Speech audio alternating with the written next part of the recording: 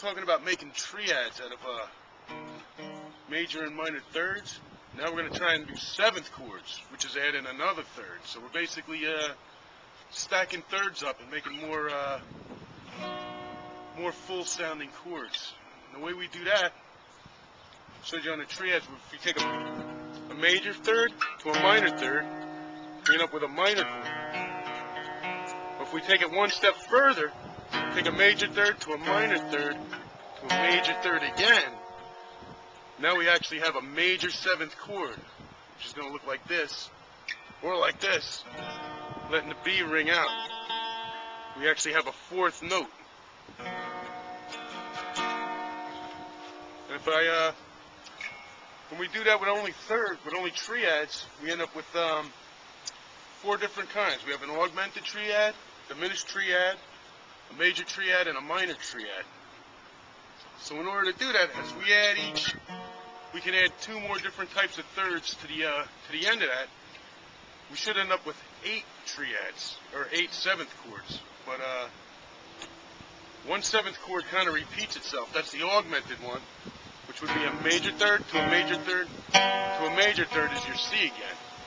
So it kind of dead ends itself as a triad. So we only have 7 seventh chords. So we're going to, another way to do the augmented, to avoid that, we can go a major third to a major third to a minor third, which actually gives us the,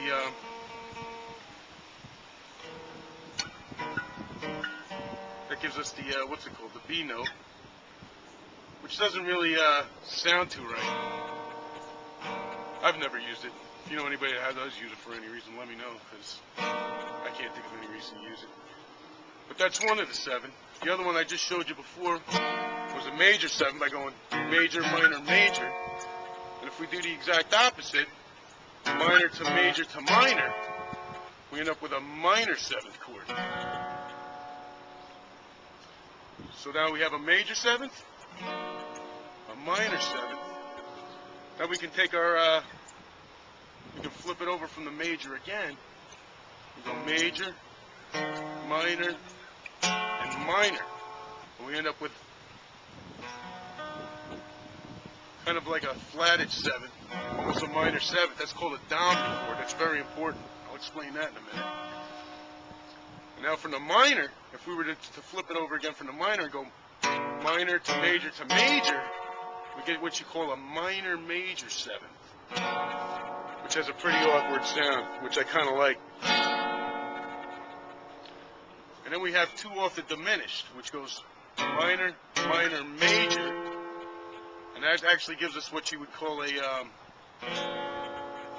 flat 5/7 chord, or 7 flatted 5th chord. It's also called a half diminished. And it's half diminished because you still have a regular 7th. A full diminished chord goes minor, minor, minor, and there's an A there. And the way you're going to hit that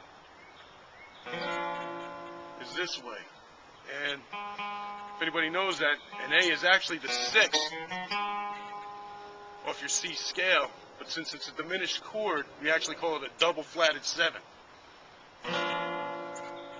So we have a diminished chord, half diminished chord, we have a major 7th, a minor 7th, dominant 7th, and then we have an augmented 7th. And what makes these interesting is for every scale, we'll just stay in the C major scale.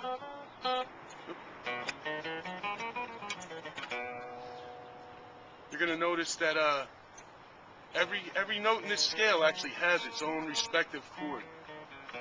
For example, C as a 7th is a major 7th. And you're going to have 2 major 7ths in that scale. You're going to have a C major 7th, and you're going to have your F major 7th. Your minor 7th, you're actually going to have 3 of those. You're actually going to have a D minor 7th, an E minor 7th, and an A minor 7th. Now your dominant 7th, you're only going to have 1 dominant 7th per scale. And that's going to be, in the C major scale, that's going to be your G. And if you ever see a G in a thing, you kind of know that your dominant 7th is always the 5th off the scale. So if somebody's playing a G dominant 7th, you know it's going to be in a scale of C. Which doesn't necessarily mean you have to play that scale. It's just, these are guidelines. I mean, some bands, AC/DC, they're always, they're kind of notorious for playing a minor scale on a major chord, but for acoustic purposes, it's always good to kind of be a little more fluid with the chords you're going with. And finally, every scale is going to have what you call your half diminished, and that's always going to be your seventh. And it's going to be in the C major scale, you're going to have a B half diminished. And that leaves us with two other scales, or two other chords, one being the minor major seventh, and the other one being the full diminished chord. Now these two chords kind of run off what they call the harmonic minor scale. And the reason the harmonic minor scale was created was to kind of do a 2-5-1 chord progression. Say a 2-5-1. We'll go a 2-5 major one, which would be a D to a G dominant to a C major. So it's going to sound something like that. You're going to have a D minor seventh to a G seventh to a C major seventh. If you notice, that sounds very fluid. Now, if we were going to try that, play the relative minor off that. Relative minor is always your 6 off the root, so we're going to do it in A. So that means we're going to go B, E, A. Using the C natural scale, that would be a B half diminished to an E minor 7 to an A minor 7. And if you listen to it, it sounds a little off.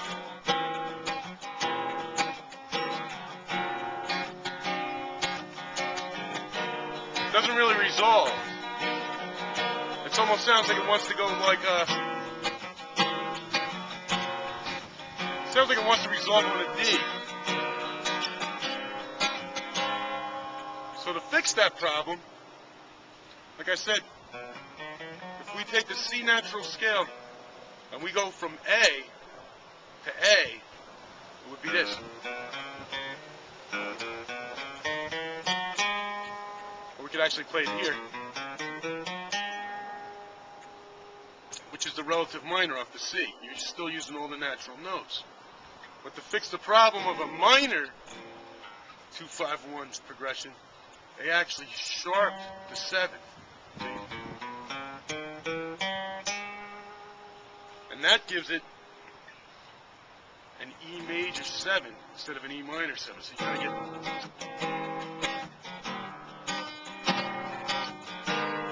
kind of falls on a little bit.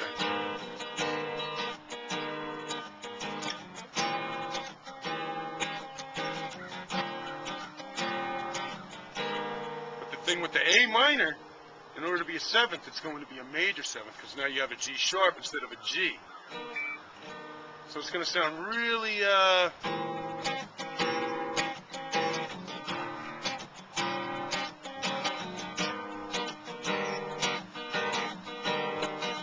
sounds a little bit cryptic. So, you also have a diminished. Once you start playing the,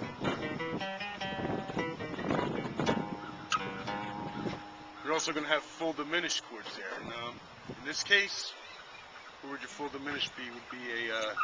Would be a D. And another very interesting thing about diminished chords, they actually they invert themselves, since it's since it's all flatted thirds or minor thirds. It actually inverts itself, which means every note on that chord can be that chord. For instance, right now I'm calling it a D diminished. It's also an A flat diminished.